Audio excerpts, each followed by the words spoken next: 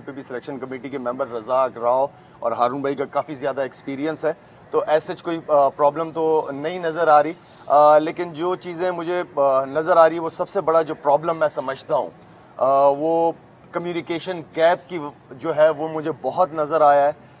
Doctors की communication, then management and then फिर players के साथ जब मैंने इंडिविजुअल 1-to-1 बात करना शुरू की तो मुझे बहुत सारी प्रॉब्लम्स नज़र आई जो कि नहीं होनी चाहिए इस लेवल पे, क्योंकि पीसीबी एक बहुत बड़ा इदारा है और मैं ये समझता हूँ कि अगर हर आदमी अपने डोमेन में रह के काम करेगा तो काम अच्छे भी होंगे और सही भी होंगे और हर बंदे को अपनी जिम्मेदारी का एहसास होगा।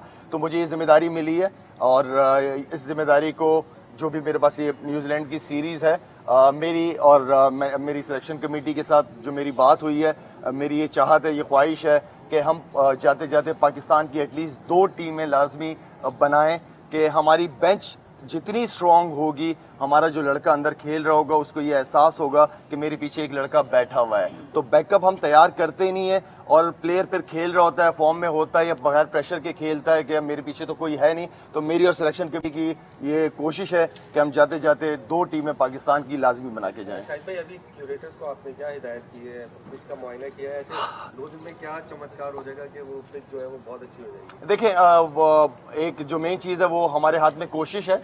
हम चाहते हैं कि पाकिस्तान की क्रिकेट आगे की तरफ जाए। जिस तरीके की पिचेस पे हमने पास्ट में खेला है, इससे पाकिस्तान कभी भी दुनिया में नंबर 1, नंबर 2 या नंबर 3 नंबर पे आ ही नहीं सकती। टेस्ट टीम कभी नहीं बन सकती। हमें अपने फ्यूचर के बच्चों को तैयार करना पड़ेगा। उनको हमें एक अच्छी कंडीशन देनी पड़ेगी, अच्छी पिचेस देनी पड़ेंगी। ऐसी बात नहीं कि पाकिस्तान में पिचेस नहीं बन सकती, बिल्कुल बन सकती हैं अगर बनाने दिया जाए तो मैं ये समझता हूँ कि हम चाहते हैं कि अच्छी तगड़ी पिच पे मिले। हमारे नए लड़के डेब्यू करते हैं, उनको वो कंडीशन मिलनी चाहिए बॉलर्स को।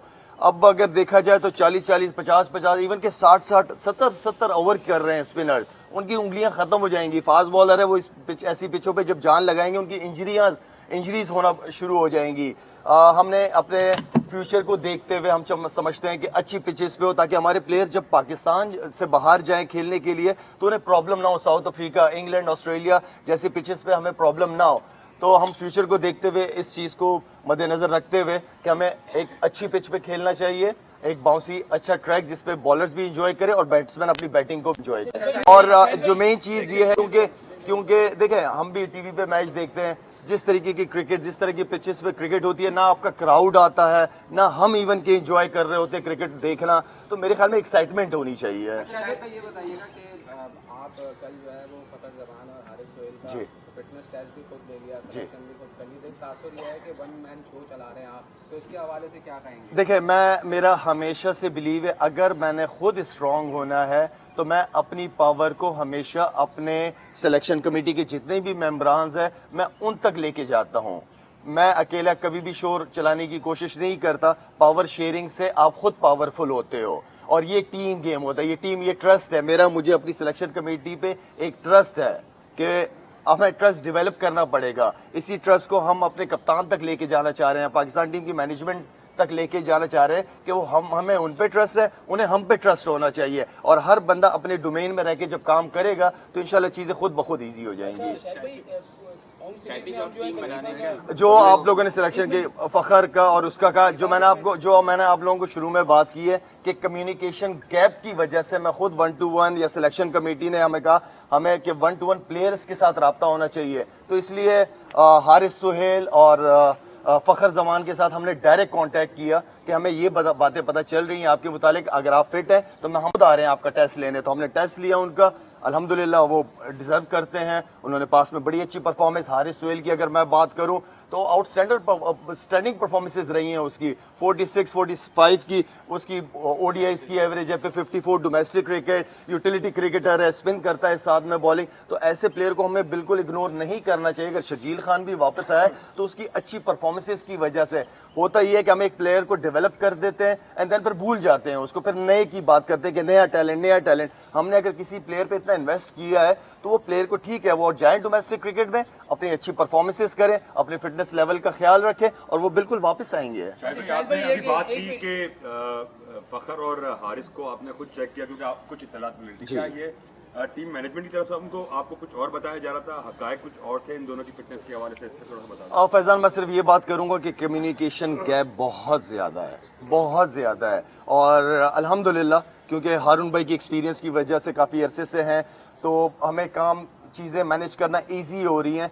असल चीज़ ये है कि सिलेक्शन कमेटी के अगर चेयरमैन कोई भी, मैं हूँ नहीं हूँ, जो भी है, वो एटलीस्ट प्लेयर्स के साथ 1-to-1 खुद कांटेक्ट में रहे ताकि उस तक इंफॉर्मेशन बिल्कुल सही सही मिले। बताइए शायद ये बताइए कि 7 मैचेस हम होम ग्राउंड में खेले बाबर की कप्तानी में, तो इस तरह के रिजल्ट हमारे पास नहीं आए। क्या आप समझते हैं कि आप बाबर को चेंज करके उसको बैटिंग पर तवज्जो देने की, कि वो बैटिंग पे तवज्जो दे, इससे उसकी बैटिंग भी मुतासर होगी? देखिए, बाबर आजम आपका बाबर आजम आप लोगों की जो टीम का, हमारी टीम का बैकबोन है, माशाल्लाह से टॉप परफॉर्मर है। कल मुझे अच्छा लगा बाबर आजम का डिसीजन जब उसने बैटिंग दी, चैलेंज दिया कि आओ न्यूजीलैंड की टीम को, तो ये मुझे बाबर की वो चैलेंज को अच्छा लगा मुझे उसका। एंड देन देखिए जी, जिस तरह मैं कह रहा हूँ कि बाबर आजम आपकी टीम की बैकबोन है, नो डाउट। हम चाहते हैं एज सिलेक्शन कमेटी कि हम बाबर के शोल्डर बने, साथ में हम बाबर को सपोर्ट करना चाहते हैं ताकि वो उसका जो टेंशन है, कल बाबर को मैं मीडिया टॉक जो हो रही थी मैं सुन रहा था, उसमें उसने बहुत अच्छी बात की है कि हमें नहीं पता कि बाहर क्या हो रहा है, हम अपने क्रिकेट पे फोकस कर रहे हैं। तो बाबर को इसी तरीके से ही क्रिकेट पे ही फोकस करना चाहिए। हम सारी जो सिलेक्शन कमेटी है उसको सपोर्ट करने के लिए, उसको अच्छा कॉम्बिनेशन बनाने के लिए, ताकि वो ग्राउंड में कॉन्फिडेंट फील करे। आप जो टीम बनाने का कह रहे हैं, क्या कप्तान भी चेंज होंगे? और दूसरी तरफ कल मोहम्मद आमिर ने एनसीए में प्रैक्टिस भी की है, बड़े खुश नजर आए, तो कोई ग्रीन सिग्नल मिला है सिलेक्शन कमेटी की तरफ से? नहीं, ऐसा कुछ नहीं, क्योंकि हमारे लिए ये सीरीज़ बहुत इंपॉर्टेंट है, ये वाली जिम्मेदारी, यहाँ तक का रोल मिला है, तो इसी पे हम फोकस किए हुए हैं।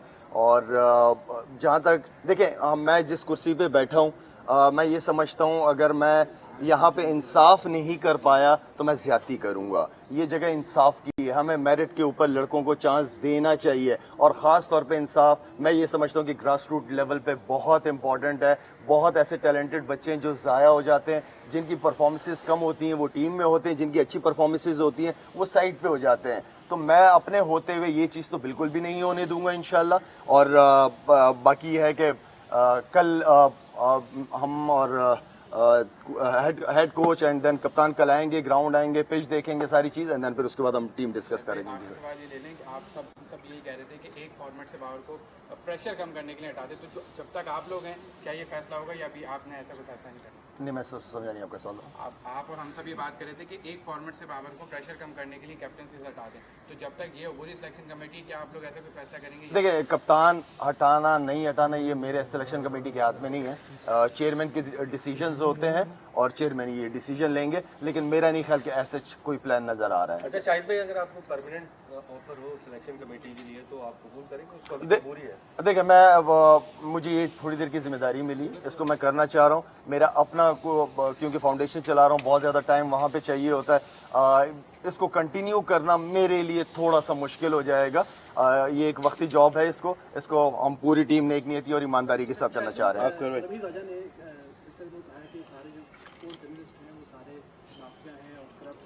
साथ आप लोगों का कहा है कि जो लोग आए हैं सारे ठग हैं, सचिन सेठी और उनके ठग आए हैं, और उन लोगों को लाने के लिए जो आएंगे तब्दीली की गई है, क्या कहेंगे साहब? देखें, किसने, रमीज़ भाई ने क्या कहा, दूसरे ने क्या कहा, तीसरे ने क्या कहा, मेरे ख्याल में मैं अगर अपने ही दायरे में रह के काम को करूं और उसका रिजल्ट दूं, अल्हम्दुलिल्लाह अल्लाह ने मुझे इतना बड़ा दिल दिया हुआ है। अगर मैं कोई गलती करता हूं तो उसकी मानने की हिम्मत है मेरे अंदर, इतनी ताकत है कि मैं फरिश्ता तो हूं नहीं, इंसान हूं, गलतियां हर एक से होती हैं, तो वो गलती की ताकत, उसको कबूल करने की ताकत मेरे अंदर है। शायद आखिरी सवाल ये कि जो मैं ब्लेम गेम नहीं खेलता, मेरी आदत नहीं है किसी पे इल्जामात लगाने की। 11 जो बनेगी टेस्ट मैच की, इन्हीं प्रोबेबिलिटीज से बनेगी या कुछ बाहर से प्लेयर आएगा?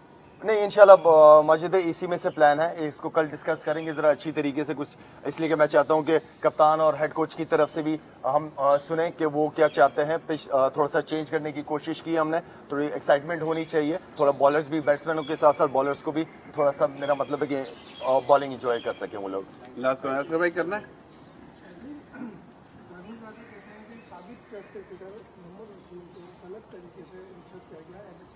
जी।